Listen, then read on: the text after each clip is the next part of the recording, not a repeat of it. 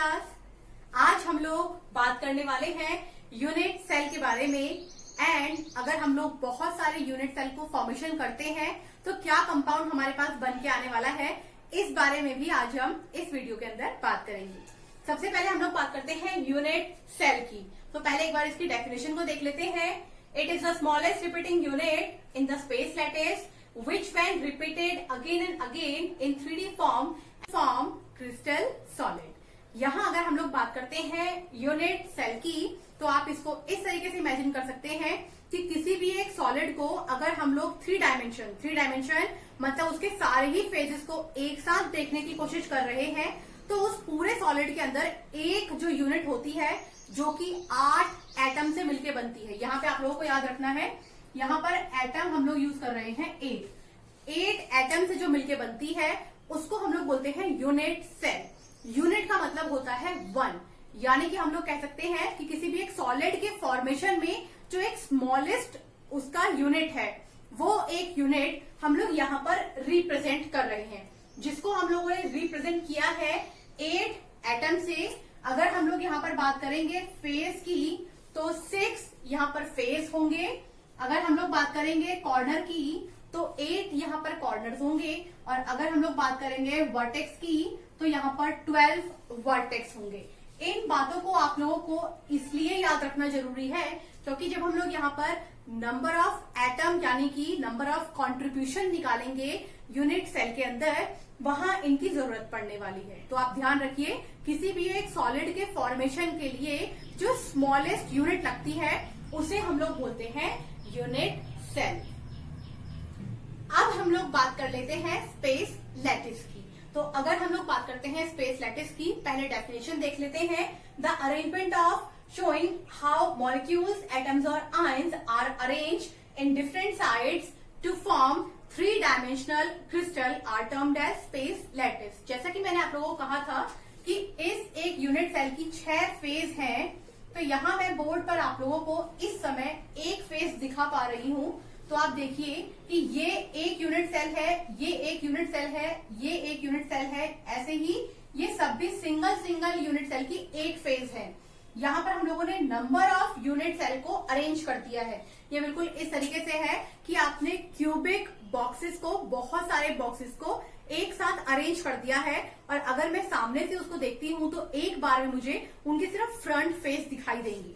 तो यहाँ पर मैंने एक ही फेज उनकी शो की है। तो स्पेस लैटिस का मतलब होता है जब हम लोग बहुत सारे यूनिट सेल को एक साथ अरेंज कर देते हैं एक प्लेस पर, तो उसको हम लोग बोल देते हैं स्पेस लैटिस।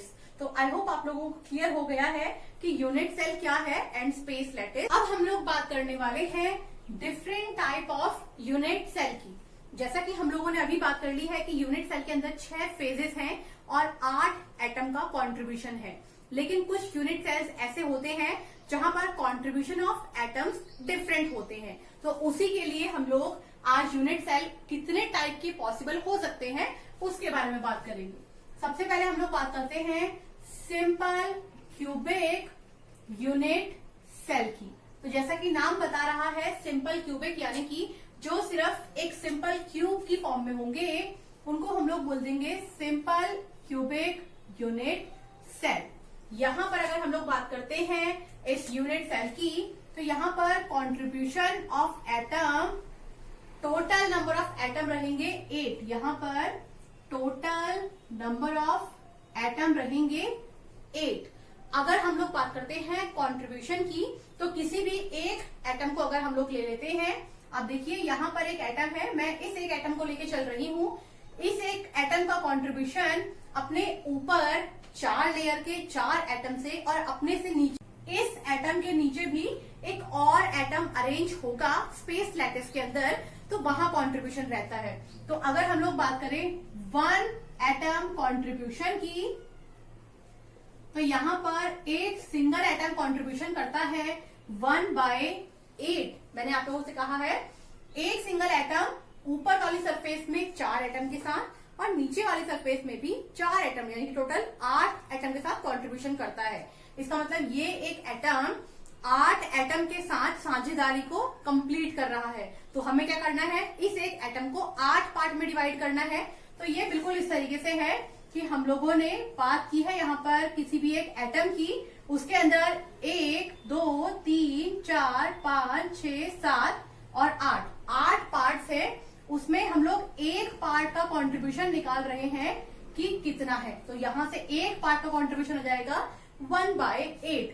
और अब अगर हम लोग बात करते हैं कि 8 एटम, हमने एक एटम का कंट्रीब्यूशन निकाला, अब हम लोग 8 एटम का कंट्रीब्यूशन निकालते हैं। तो यहां हो जाएगा कंट्रीब्यूशन ऑफ 8 एटम कितना होगा, तो 8 मल्टीप्लाई बाय 1/8, यहां कंट्रीब्यूशन हो जाएगा 1। यानी कि हम लोग कह सकते हैं इस यूनिट सेल के अंदर, सिंपल क्यूबिक यूनिट सेल के अंदर कंट्रीब्यूशन ऑफ एटम होता है 1। और इसी को हम लोग कह देते हैं रैंक ऑफ यूनिट सेल, जिसको हम लोग डिनोट करते हैं Z से। यानी कि यहाँ पर सिंपल क्यूबिक यूनिट सेल के लिए रैंक की वैल्यू हो जाती है 1। अब अगर हम लोग बात करते हैं example of simple cubic unit cell की, तो यहाँ पर एग्जाम्पल होता है इसका मॉलिब्डेनम। ये मैंने बहुत सारे एग्जाम्पल्स में से कोई एक एग्जाम्पल आपको बताया है। अगर आपको कुछ और एग्जाम्पल भी मिलते हैं तो प्लीज आप उसको कमेंट सेक्शन में लिखकर मुझे बताइएगा। नेक्स्ट हम लोग बात करते हैं हमारे सेकंड पार्ट की, जो कि है face centred cubic unit cell, जिसको हम लोग डिनोट कर देते हैं FCC से, और आगे जाकर के हम लोग इसको CCP भी बोल सकते हैं। तो आप फिलहाल के लिए FCC को याद रखेंगे। अगर हम लोग बात करते हैं इस क्यूबिक यूनिट के स्ट्रक्चर की, तो स्ट्रक्चर कुछ इस तरीके से होता है कि सिंपल क्यूबिक यूनिट सेल, यहाँ पर सिंपल क्यूबिक यूनिट सेल हर जगह पर कॉमन रहेगा, 8 एटम कॉन्ट्रीब्यूशन हर जगह पर कॉमन रहेगा, बस फर्क आ जाएगा इनके नाम की वजह से और एटम के कंट्रीब्यूशन में। तो अगर हमने कहा है फेस सेंटर्ड, हमने अभी बात की थी कि किसी भी एक यूनिट सेल के पास 6 फेज होते हैं। फेस सेंटर्ड में फेस के ऊपर भी कंट्रीब्यूशन होता है। तो 1, 2, 3, 4, 5 और 6, हमने 6 फेज के ऊपर कंट्रीब्यूशन दिखा दिया है। अब हम लोग फाइंड आउट करते हैं इसके लिए रैंक क्या होगी। तो अगेन जैसा कि हमने ये जो ब्लू कलर से शो किए हैं एटम, ये बिल्कुल सिमिलर है हमारे सिंपल क्यूबिक यूनिट सेल की तरह। तो यहाँ पर कंट्रीब्यूशन ऑफ 8 एटम सेम रहेगा। तो हम कह सकते हैं contribution of 8 atom again same रहेगा, 8 मल्टीप्लाई बाय 1/8। लेकिन यहाँ पर अगर हम लोग बात करते हैं फेस की, तो फेस कुछ इस तरीके से है कि हम लोगों ने एक पेपर लिया है और उस पेपर के बीच में से हम लोग एक पेन को पास कर रहे हैं। तो आप देखेंगे जब पेन उसमें से पास होगा, यानी कि बीच में हम लोगों ने एक होल करके पेन को पास किया है, तो आधा पेन इस तरफ है, आधा पेन इस तरफ है, आधा मतलब हाफ। तो एक फेज का कंट्रीब्यूशन है हाफ। तो हम कह सकते हैं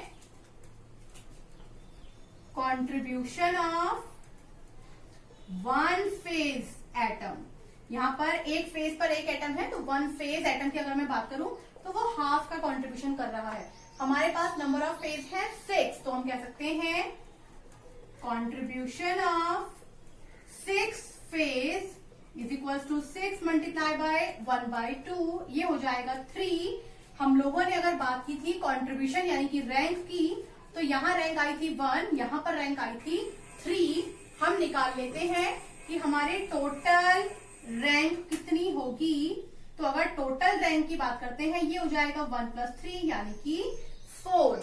हम कह सकते हैं कि face centred cubic unit cell के लिए रैंक की वैल्यू होती है 4। अब हम लोग बात कर लेते हैं हमारे थर्ड टॉपिक की, जो कि है body centred cubic unit cell, जिसको हम लोग बोल देते हैं BCC। अगर हम लोग यहाँ पर बात करते हैं स्ट्रक्चर की, तो सिमिलर रहेगा सिंपल क्यूबिक यूनिट सेल की तरह, बस यहाँ पर फर्क आ जाएगा, इस क्यूबिक यूनिट सेल के सेंटर में भी एक एटम होगा। अगर हम लोग बात करते हैं इसके लिए कंट्रीब्यूशन की, तो जैसा कि हम लोगों को पता है contribution of 8 corner atoms, 8 corner atom का कंट्रीब्यूशन हो जाएगा 8 मल्टीप्लाई बाय 1/8 यानी कि 1। और अगर हम लोग बात करते हैं कंट्रीब्यूशन ऑफ सेंटर्ड एटम, जो एटम सेंटर के अंदर है। आप इमेजिन कीजिए आप एक रूम के अंदर हैं, तो अगर आप लोग उस रूम के अंदर हैं तो आपकी सारी एक्टिविटीज का जो कंट्रीब्यूशन है वो उस रूम के इनसाइड स्टोरीज के अंदर ही रहेगा। यानी कि हम कह सकते हैं कि अगर ये एटम इस क्यूब के अंदर है तो इसका जो भी फिजिकल एक्टिविटी, जो भी वर्क होगा वो इस क्यूब के अंदर ही होगा। तो हम कह सकते हैं कि इसका टोटल कंट्रीब्यूशन जो है यहाँ पर वो है 1। तो अगर हम लोग बात करते हैं इस बीसीसी स्ट्रक्चर के रैंक की, तो यहाँ पर रैंक यानी कि Z की वैल्यू हो जाएगी 1 + 1 2। तो बीसीसी स्ट्रक्चर के लिए रैंक की वैल्यू होती है 2। अब हम लोग बात करते हैं हमारे नेक्स्ट पॉइंट की, जो कि है end centred cubic unit cell.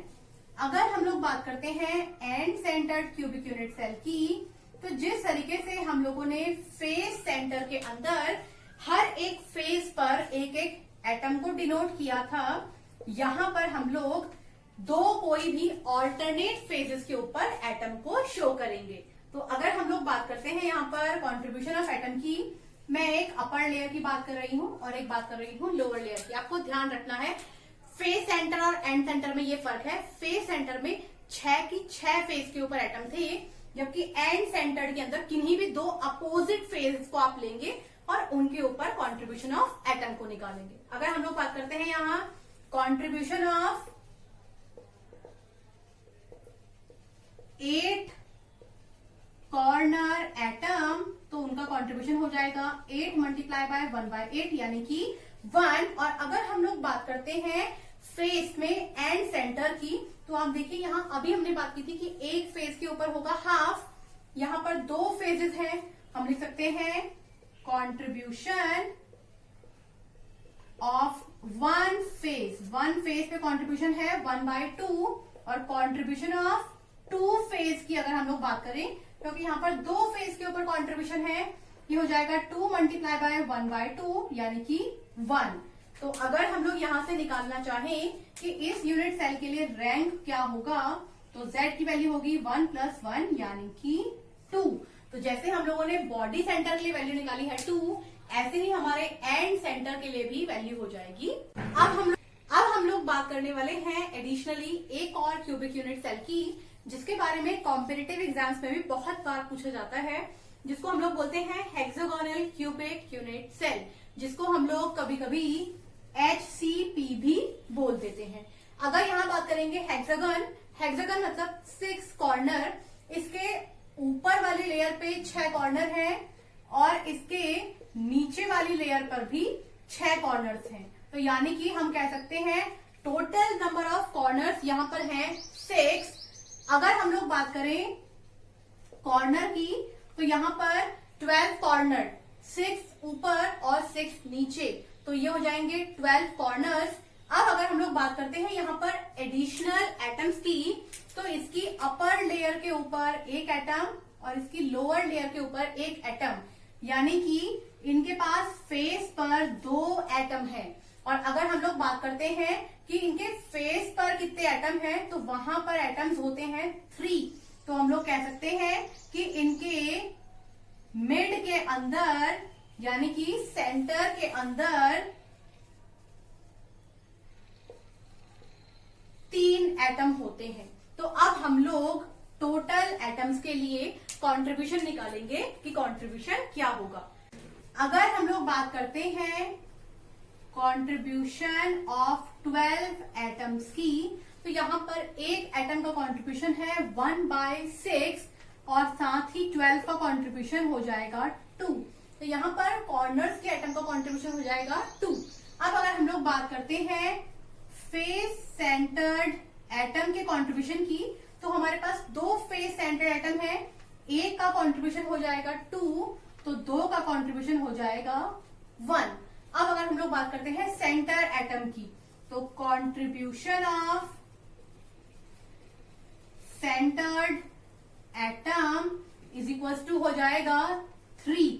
क्योंकि मैंने आप लोगों से कहा था कि जो भी एटम किसी भी एक यूनिट सेल के सेंटर पे होता है वो कंप्लीट कंट्रीब्यूशन शो करता है। तो यहाँ कंट्रीब्यूशन हो जाएगा 3/1, यानी कि कंट्रीब्यूशन हो जाएगा 3। अब अगर हम लोगों को यहाँ से रैंक निकालनी हो तो रैंक यहाँ पे हो जाएगी Z इज इक्वल्स टू 2 + 1 + 3, यानी कि यहाँ पर रैंक की वैल्यू आती है 6। आज हम लोगों ने यूनिट सेल के अंदर रैंक यानी कि कंट्रीब्यूशन ऑफ एटम को किस तरीके से फाइंड आउट करते हैं इस बारे में बात की है। आगे आने वाली वीडियोस में हम लोग इनकी डेंसिटी और इनके अंदर मिलने वाली इम्प्योरिटीज के बारे में भी बात करेंगे। आज के लिए इतना ही, थैंक यू।